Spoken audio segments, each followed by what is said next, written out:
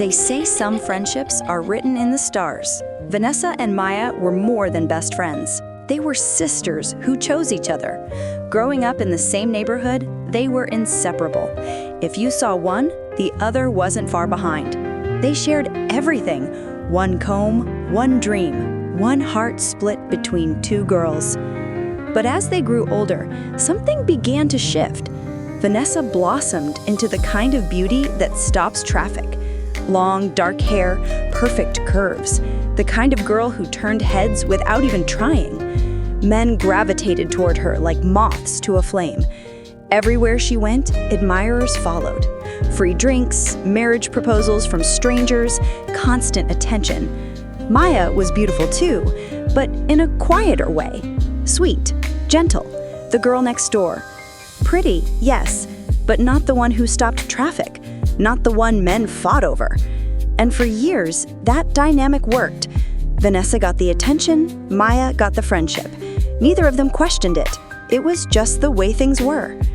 Vanessa lived a life most girls dreamed of.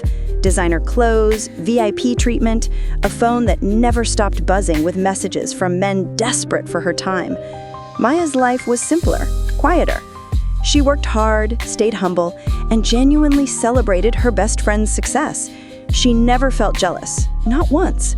Because Vanessa wasn't just beautiful on the outside. She was kind, loyal, protective. When Maya cried, Vanessa fought her battles. When Vanessa needed grounding, Maya was her anchor. They made a promise as teenagers, sitting under the stars one summer night. No matter what life brought them, no matter who came or went, they would always have each other. And they meant it. With everything in them, they meant it. It was a regular Saturday afternoon when everything changed. Vanessa and Maya were sitting at their favorite cafe by the window, just like they'd done 100 times before.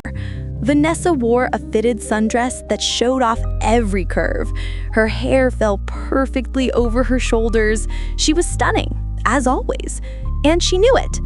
Maya sat beside her in a simple blouse and jeans, comfortable, unassuming, just being herself.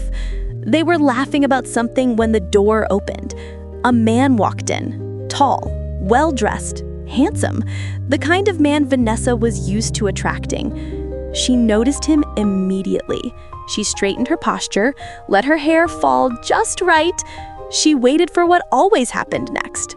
The glance, the approach, the smooth introduction. But this time, something was different. He walked right past her and stopped in front of Maya. "Excuse me," he said, his voice warm and genuine. "I know this is forward, but I noticed you from across the street." Maya looked up, confused.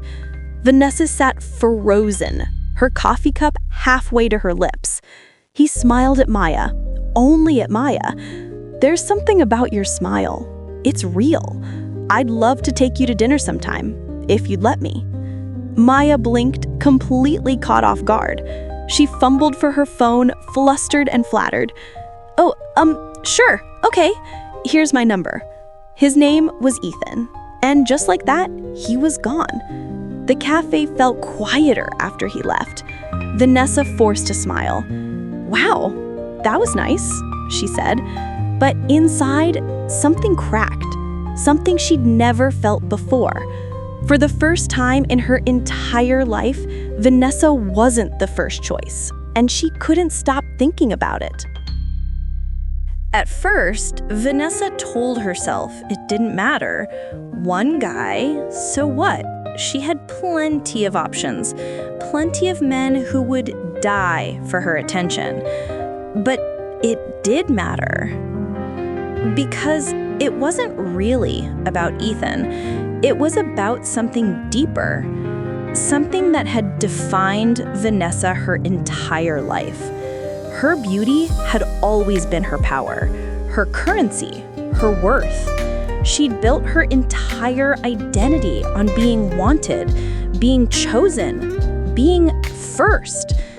And now, watching Maya, sweet, simple Maya, be chosen over her, it shattered something fundamental. Days passed. Maya and Ethan started dating. And with every text Maya sent, gushing about him, the crack inside Vanessa widened. "He brought me flowers at work today. He remembers everything I say. He said he's never felt this way about anyone." Vanessa would smile and say all the right things. "That's amazing. I'm so happy for you." But at night, alone in her apartment, she'd stare at her reflection in the mirror and whisper the question that haunted her. "Why her? What does she have that I don't?" It ate at her, slowly, quietly, like poison spreading through her veins. This wasn't about love. This was about her ego, her identity, her power, and she wanted it back. 6 months later, Ethan proposed. The engagement was intimate and beautiful. The wedding was everything Maya had dreamed of. Maya wore a lace gown that made her look like a princess. Ethan stood beside her, looking at her like she was the only woman in the world. Vanessa stood there as maid of honor, smiling for every photo, giving a heartfelt speech that made everyone cry. But inside, she was screaming.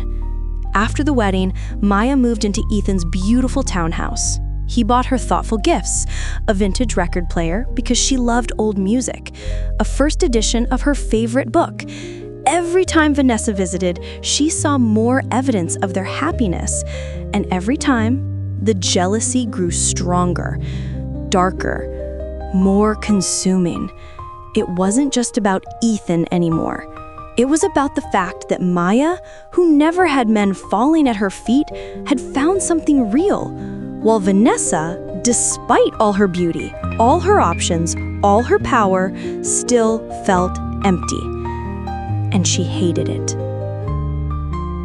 What Vanessa didn't see was the truth behind the curtain. The first time Ethan hit Maya, it was 3 months into the marriage.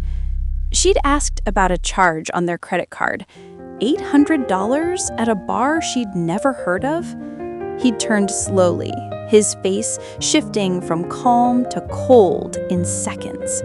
"Are you accusing me of something?" "No, The slap came fast. Her cheek burned. Her ears rang. She stood there in shock. He grabbed her face immediately, his voice soft and apologetic. "Baby, I'm sorry. You pushed me. You know I've been stressed at work." He kissed her forehead, bought her diamond earrings the next day. And just like that, the pattern began. He'd explode, he'd apologize, he'd buy gifts, she'd forgive, he'd explode again. The gifts got more expensive each time, as if price tags could erase bruises. Maya learned to hide everything. Concealer for her cheekbone, long sleeves for her arms, turtlenecks for her neck. She smiled in photos, posted happy moments online, pretended everything was perfect. Because how could she admit the truth? Everyone thought she was lucky, especially Vanessa. Vanessa visited often, too often. She'd compliment the house, admire the furniture, ask about Ethan with a tone that was just a little too interested. "He's such a good man, Maya. You're so blessed." Maya would smile, hiding the bruise on her ribs from the night before. Vanessa began dressing differently when she visited. Tighter clothes, more makeup. She'd laugh louder around Ethan, touch her hair, lean in when she spoke to him. She told herself she was just being friendly, but deep down, she knew. She wanted him to notice her, to see her, to choose her this time. Because if Ethan, the man who chose Maya over her, finally wanted her, it would prove something. It would prove she still had power. But Ethan barely acknowledged her. Polite, distant, completely uninterested. And that rejection stung worse than anything. One night, after another visit where Ethan treated her like she was invisible, Vanessa sat alone in her apartment, staring at her reflection. She'd spent her whole life being wanted, being chosen, being powerful. And now she couldn't even turn the head of one man, a man married to her average best friend? The thought consumed her, ate at her, destroyed her from the inside out. So she did something she never imagined she would do. She found someone who could help. A spiritual worker, the kind who promised results, the kind who dealt in dark magic. "I want him," Vanessa said, her voice steady despite her trembling hands. "I want him to leave her and love only me." The woman, older, with knowing eyes, studied her for a long moment. "This kind of work binds you to him. Forever. Even if he hurts you, even if you regret it, once it's done, it cannot be undone. You will be trapped in whatever destiny you create." Vanessa's jaw tightened. Her pride spoke louder than her fear. "I don't care.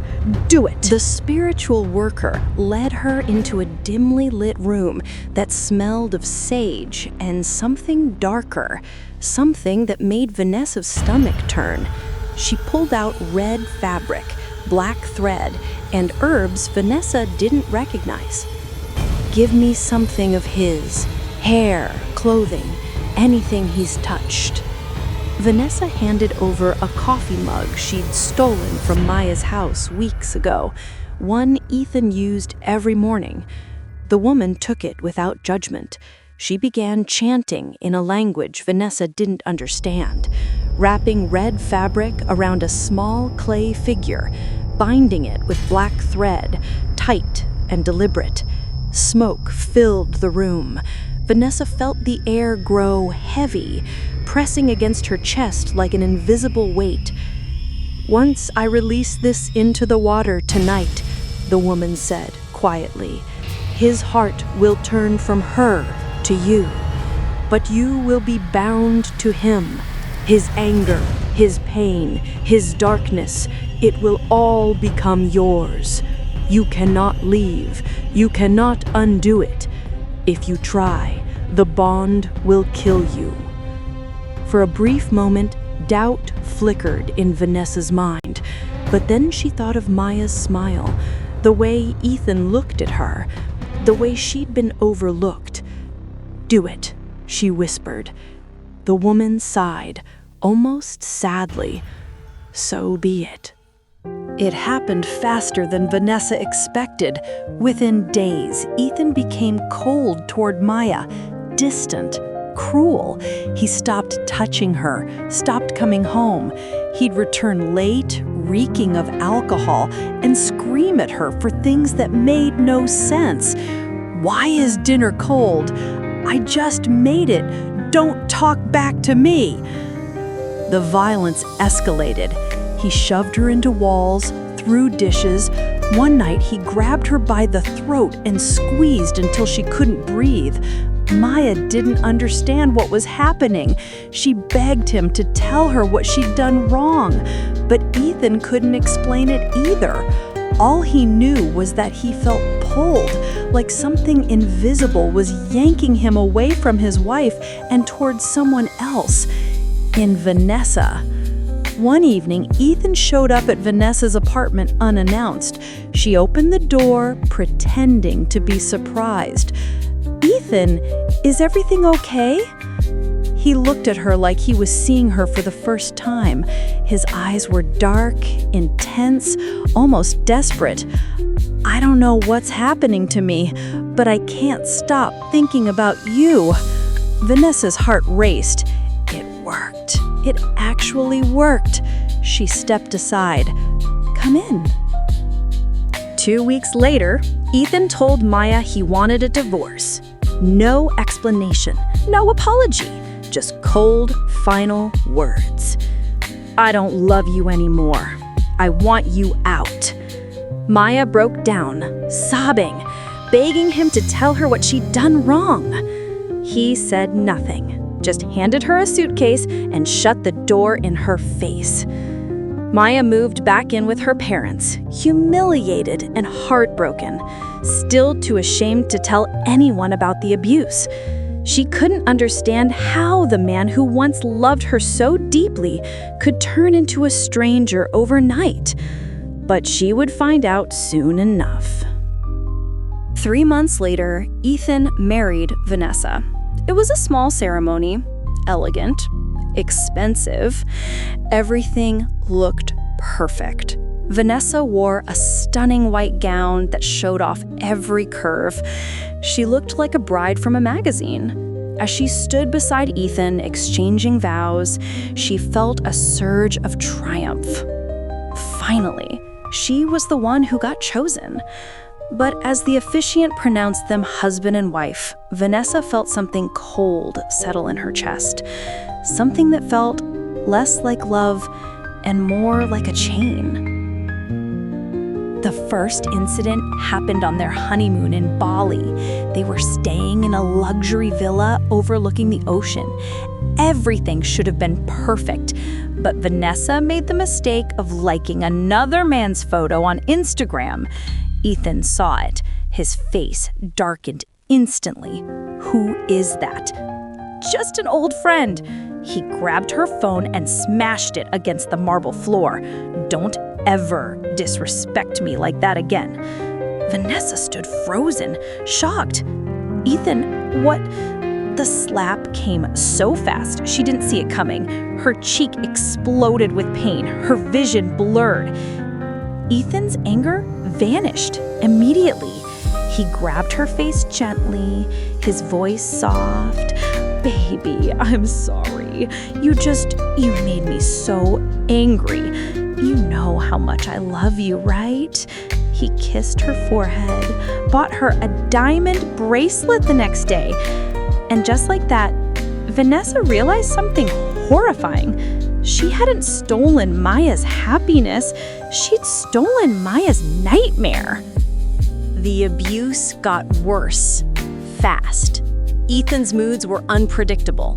He'd explode over nothing. A look, a word, a tone. He hit her in the kitchen, in the bedroom. Once, he dragged her down the stairs by her hair. Vanessa tried to leave, but every time she packed a bag, every time she reached for the door, she felt it. A crushing pain in her chest, like something was squeezing her heart. The bond. She remembered the spiritual worker's warning. You cannot leave. If you try, the bond will kill you. Vanessa was trapped. One night, after Ethan beat her so badly she could barely stand, Vanessa crawled to her car and drove to the spiritual worker's place. She stumbled inside, bruised, bleeding, desperate. "Please," she sobbed, "undo it. I'm begging you. I'll do anything." The woman looked at her with sad, knowing eyes. "I warned you. Once the bond is made, it cannot be broken. There has to be a way." The woman shook her head slowly. "The only way is to retrieve the object from the bottom of the river where I released it. But no one has ever succeeded.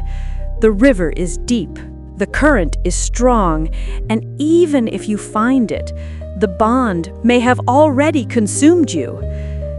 Vanessa collapsed to the floor, sobbing uncontrollably. She had destroyed her best friend's life, and now she was living it. Vanessa knew there was only one person she needed to see, Maya. She drove to Maya's parents' house, her hands shaking on the wheel. Her face was swollen, her lip split, her arms covered in bruises. She knocked on the door. Maya opened it. For a moment, neither of them spoke. Maya's eyes scanned Vanessa's battered face, and in that instant, she understood. "He's doing it to you too?" Maya whispered. Vanessa's face crumpled. She fell to her knees. I'm so sorry, Maya. I'm so sorry. I was jealous. I was angry. I did something terrible. I used dark magic to take him from you. And now I can't escape. I'm trapped. I'm dying inside. She sobbed into her hands. I destroyed everything. I destroyed us. And now I'm living the hell you escaped. Maya stood there, silent, her own tears falling. For years, she'd wondered why Ethan changed, why he suddenly hated her, why he left. Now she knew, and strangely, she felt free. Because it wasn't her fault. It never was. Maya knelt down beside Vanessa. She didn't hug her, but she didn't push her away either. "I forgive you," Maya said softly. Vanessa looked up, shocked. "But," Maya continued, her voice steady, "we can never be friends again. You broke something that can't be fixed. I release you from my life, but I won't carry hate for you anymore." It was forgiveness without reconciliation, peace without friendship. Maya stood and walked back inside. The door closed softly, and Vanessa was left alone on the porch, sobbing, knowing she'd lost the one person who ever truly loved her. Vanessa returned to the house. Ethan was waiting. "Where were you?" he growled. She didn't answer. He beat her again, worse than before. And this time, she didn't fight back. Because she understood now. This was her life, a prison she built with her own hands. She no longer hoped for escape. She no longer prayed for rescue. She simply survived, day by day, bruise by bruise, breath by breath. The girl who once had everything, beauty, attention, power, now had nothing. Not freedom, not peace, not love, just a golden cage, and a man she was bound to until death. Ethan started hosting parties at the house, loud, reckless parties filled with strangers. He'd drink, he'd flirt, he'd take women into the bedroom, while Vanessa cleaned up the mess in the kitchen. Guests would whisper, "Isn't that his wife? Why does she look like that?" Some pitied her, some mocked her. No one helped. One night, a woman at the party pulled Vanessa aside. "Why do you stay?" she asked quietly. Vanessa stared at her, hollow-eyed. "Because I can't leave." The woman didn't understand. No one did. How do you explain that you're bound, not by love, not by law, but by something darker, something you did to yourself? Months passed. Maya slowly healed. She started therapy, rebuilt her catering business, made new friends, learned to trust again. One afternoon, she met someone new, a kind man who made her laugh, who listened when she spoke, who held her hand gently and never raised his voice. This time, she didn't rush. She took her time. And when love came, it came softly, safely. Maya had escaped the nightmare, and she was finally free. Meanwhile, Vanessa remained in the townhouse, Ethan's prisoner, the bond's prisoner, her own jealousy's prisoner. She no longer looked in mirrors. She no longer cared about her beauty. It had faded anyway, replaced by scars, bruises, and the hollow look of someone who'd lost themselves. Late at night, when the house was finally quiet, Vanessa would sit by the window and stare out at the city lights. She'd think about the girl she used to be, the girl who had everything, the girl who thought being chosen was the most important thing in the world.